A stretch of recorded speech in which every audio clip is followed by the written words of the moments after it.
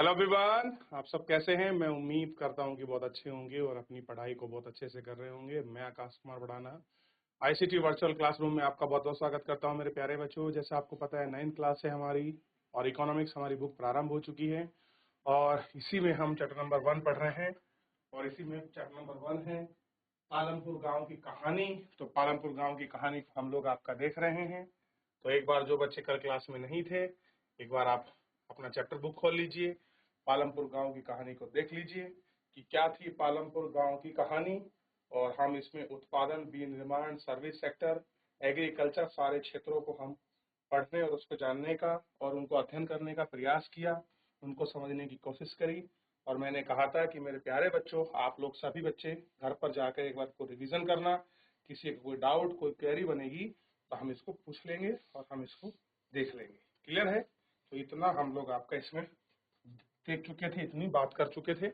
फिलहाल इसमें आगे बढ़ना है। चलिए, यहाँ तक कोई डाउट है किसी बच्चे का? कोई क्वेरी, कुछ पूछना चाहता है कोई भी मेरा प्यारा बच्चा किसी भी स्कूल से? एक बार देख ले बेटा, किसी कुछ पूछना है? रायगंज के पास मंडी वगैरह में, पालमपुर में फिजिकल एसेट क्या होती है, कौन कौन सी मदें आपकी इसके अंतर्गत आती हैं, इन सारी चीजों पर हम लोग आपका अच्छे से खुलकर विस्तृत रूप में आपकी चर्चा कर रहे थे। ठीक, देखा आपने? शाबाश। ठीक है, चलिए। एग्रीकल्चर के विषय में भी हमने बात कर ली थी और इतना भी हमने उपज को देख लिया था। आज थोड़ा सा हम यहाँ से आगे बढ़ेंगे और बात करेंगे जो HYV बीज है, इन बीजों को लेकर हम चीजें करेंगे। ठीक है, ठीक। चलिए, भारत में पंजाब, हरियाणा, पश्चिमी उत्तर प्रदेश के किसानों ने खेती के आधुनिक तरीके का सबसे पहला प्रयोग किया है। कैसा है? जो पंजाब राज्य है, हरियाणा है और वेस्टर्न यूपी है, ये देखिए सारा यूपी नहीं, पश्चिमी यूपी, कह रहे 3 राज्य ऐसे हैं जिन्होंने सबसे पहले आधुनिक खेती के तरीकों को सबसे पहले प्रयोग किया है। यानी कि मॉडर्न एग्रीकल्चर को अगर कोई अपनाने वाला देश था तो वो कौन था मेरे प्यारे बच्चों? तो मॉडर्न एग्रीकल्चर को अपनाने वाले जो आपका पंजाब, हरियाणा और यूपी। और आप आज भी देखिए भारत के ये 3 राज्य, अगर आप इनको देखोगे तो यहाँ पर एग्रीकल्चर का बहुत बड़ा सेक्टर है, बहुत बड़ा रोल आपको यहाँ पर दिखाई देगा। ठीक है, जीआईसी भगवानपुर, जीआईसी भगवानपुर, आप मुझे देख पा रहे हैं बेटा, सुन पा रहे हैं? एक बार हैंड रेज करें। जीआईसी भगवानपुर, जीआईसी थांगदार, हाँ तो टीचर पढ़ा, जीआईसी भगवानपुर, आप सुन पा रहे बेटा? हाथ खड़ा करें एक बार, शाबाश, हाथ खड़ा कीजिए अगर आपको मेरी आवाज आ रही है। जीआईसी भगवानपुर, चलिए देखिए बेटा, अब उनमें से गेहूं की ज्यादा पैदावार होती है। अब देखिए, ये 3 राज्य हो गए। इन क्षेत्रों में किसानों ने खेती में सिंचाई के लिए नलकूप और HY बीज, ऐसे हैं नलकूप और HY बीज और आपका रासायनिक उर्वरकों, कीटनाशकों का प्रयोग किया। कैसा है? इन सब का प्रयोग किया। उनमें से कुछ ने ट्रैक्टर और फसल घाने के लिए मशीन खरीदी। क्या करा? घाने के लिए मशीन, जिसने जुताई और कटाई के काम को तेज कर दिया। गेहूं में ज्यादा पैदावार प्राप्त हुई। ठीक, पालमपुर में परंपरागत बीजों से गेहूं की उपज 1300 किलो प्रति हेक्टेयर थी। कितनी थी? गेहूं का इतना उत्पादन हुआ। ये क्या था? ये आपका प्रति हेक्टेयर इसका उत्पादन था। HY बीज 3200 किलोग्राम प्रति हेक्टेयर तक पहुंच गया था। गेहूं के उत्पादन में बहुत अधिक वृद्धि हुई। किसानों के पास बाजार में बेचने का अब अधिशेष काफी मात्रा में था। एक शब्द आया है अधिशेष। अधिशेष मैं आपको समझा दूं। अधिशेष का मतलब है, मान लीजिए हमारे पास टोटल उत्पादन हुआ 100 क्विंटल। 100 क्विंटल में हम लोग 80 क्विंटल हम लोग उसको खा सकते हैं। तो जो 20 बचा है, जो हमारे खाने या हमारी आपूर्ति से अलग जो बच गया, हमारी आवश्यकता से अलग, इसी को कहा जाता है अधिशेष। और इसी को हम क्या करते हैं? आपका मंडियों में बेच देते हैं। कहाँ करते हैं? जो मंडी है और जो बाजार हैं उनमें उनमें इसको बेच देते हैं। ठीक, तो आधी से इसको क्या किया जाता है, मंडियों में आपका बेच दिया जाता है। ठीक, ये हमको ध्यान रखना। चलिए आगे बढ़े।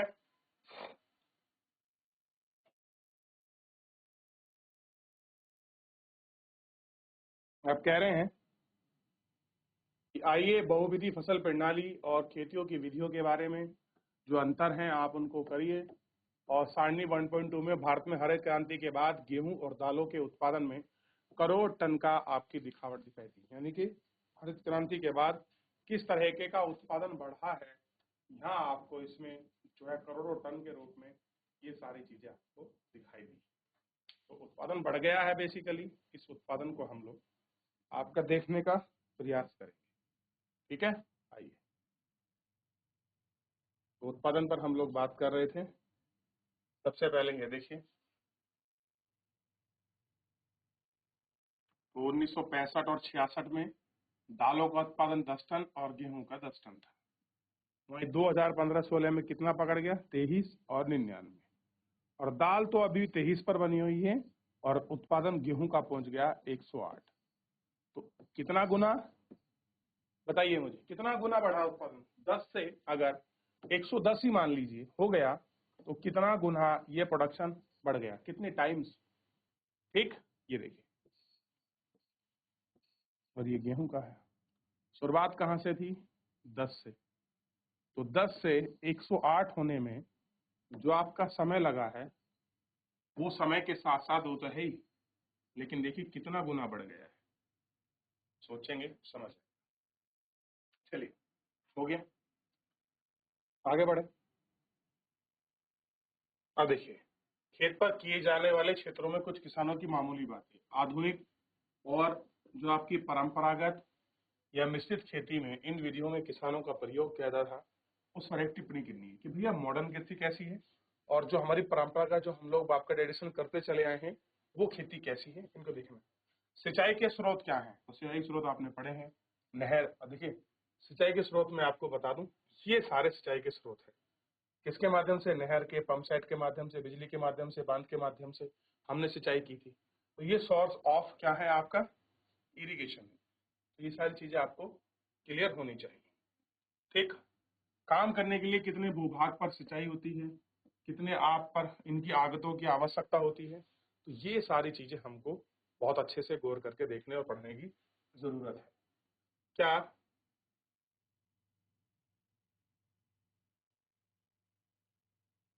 क्या भूमि ये धारण कर पाएगी? अब हमको देखना है क्या ये भूमि है जो ये धारण कर पाएगी। भूमि एक प्राकृतिक संसाधन है, अतः इसका सावधानी पूर्वक प्रयोग करना चाहिए। कैसा है, नेचुरल रिसोर्स है और हम इसका सावधानी पूर्वक प्रयोग करें। सावधानी पूर्वक का मतलब हम इसको क्यों कह रहे हैं कि हमें बड़ा इसको देखकर हम इसको प्रयोग करना चाहिए। आगे बढ़ते हैं, क्योंकि कह रहे हैं कि वैज्ञानिक रिपोर्ट से संकेत मिला है कि खेती की आधुनिक कृषि विधियों ने प्राकृतिक संसाधनों के आधार पर अति उपयोग किया है। कह रहे आप कह तो रहे हैं कि मॉडर्न कृषि है, लेकिन इस मॉडर्न कृषि ने पूरी चीजों को निचोड़ लिया है, उनका बहुत ज्यादा यूज कर लिया है। जैसे अनेक क्षेत्रों में हरित क्रांति के कारण उर्वरक अधिक प्रयोग में हुआ। आपने कह दिया कि भैया हरित क्रांति ला रहे हैं, आपको उर्वरक जरूरी है। जैसे उर्वरक का प्रयोग करा, उसने दिक्कत पैदा कर दी और स्थिति ये हुई, मिट्टी की उर्वरकता क्षमता कम हो गई। यानी कि उर्वरकता बढ़ाने के चक्कर में, खेत में पैदावार बढ़ाने के चक्कर में हमने मिट्टी की जो आपका फर्टिलाइज थी उसको हमने खत्म कर दिया। क्लियर है? और इसके अतिरिक्त स्कूल में सिंचाई के कारण भूमि का जल सतत प्रयोग, भौम जल कम हो गया। अब हमने ये सारी चीजें करी तो इससे क्या हो गया, जो ग्राउंड लेवल आपका वाटर था वो क्या हो गया, वो आपका कम हो गया। तो ग्राउंड वाटर किससे इफेक्ट हुआ, तो ये सारी चीजें इसी की वजह से। ठीक, और मिट्टी की उर्वरकता और भौम जल पर्यावरण के संसाधनों में कई वर्षों तक आपका बना रहा। एक बार नष्ट होने के बाद उनको पुनर्जीवित करना बहुत कठिन था। कृषि की भावी विकास सुनिश्चित करने के लिए हम पर्यावरण की देखभाल करना चाहते हैं। क्या चाहते हैं कि जो हमारा पर्यावरण है इसकी ही हम आपका देखभाल करें। ठीक, ये चलिए, अब आप थोड़ा सा पालमपुर में जो खेती है उसके विवरण को देखेंगे। सबसे पहले हम पढ़ते हैं खनिज उर्वरक के बारे में। रासायनिक उर्वरक ऐसे खनिज देते हैं जो पानी में घुलकर आपका पौधों को तुरंत उपलब्ध होते हैं, लेकिन मिट्टी में लंबे समय तक धारण नहीं रह सकते। मिट्टी से निकलकर भौमजल, नदी, तालाब को प्रदूषित करते हैं। रासायनिक उर्वरक मिट्टी में उपस्थित जीवाणु और सूक्ष्म अवयवों को नष्ट कर देते हैं। इसका अर्थ है कि प्रयोग में कुछ समय के पश्चात पहले की तुलना में कम उत्पादन किया जाएगा। पहले जो प्रोडक्शन हो रहा था उसके कंपैरिजन में अब लो प्रोडक्शन होने लगेगा। क्लियर है? ठीक। देश में रासायनिक खाद का सबसे बड़ा प्रयोग पंजाब करता है। ध्यान रखिए, अगर कभी पूछ लिया जाए सबसे ज्यादा खाद का प्रयोग करने में कौन आगे है, तो पंजाब, और पंजाब के बाद आंध्र प्रदेश, और आंध्र प्रदेश के बाद हरियाणा, और हरियाणा के बाद वेस्ट यूपी आता है।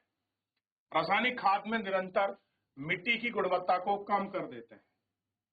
पंजाब के किसानों को पहले के काम स्तर पर पाने के लिए लेकिन अधिक रासायनिक उर्वरक और अन्य आगतों का प्रयोग करना पड़ता है। इसका मतलब है कि खेती की बहुत तेजी से मांग या जरूरत जो है आपकी बढ़ रही है। खेती की चीजें बढ़ रही हैं, चीजें हो रही हैं, और इनको देख लिया। चलिए, पालनपुर में किसानों में जो आपकी भूमि है वो किस प्रकार वितरित है। आपने यह जान लिया होगा कि खेतों के लिए भूमि कितनी महत्वपूर्ण है। दुर्भाग्यवश खेती के काम करने में सभी लोगों के पास खेती के लिए पर्याप्त भूमि नहीं है। पालमपुर में 450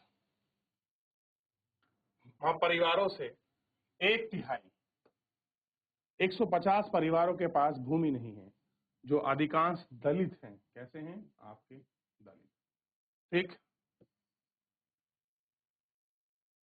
बाकी परिवारों में से 450 के पास भूमि है। अब 150 परिवार ऐसे हैं जिनके पास लैंड ही नहीं है। सोच के देखिए, अगर कोई फैमिली ऐसी है 150 जिसके पास है ही नहीं, बाकी बचे 240 परिवार के पास भूमि है। 2 हेक्टेयर से कम क्षेत्रफल वाले छोटे टुकड़ों पर खेती करते हैं।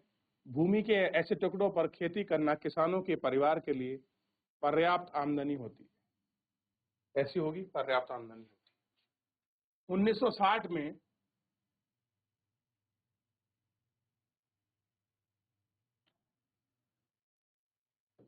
कृषक गोविंद के पास 2.25 हेक्टेयर 8 सिंचित भूमि थी, यानी कि आपके 2.25 एकड़ 2.25 क्या थी, जहां पर ऐसी जमीन थी जहां पर इरिगेशन की फैसिलिटी नहीं थी।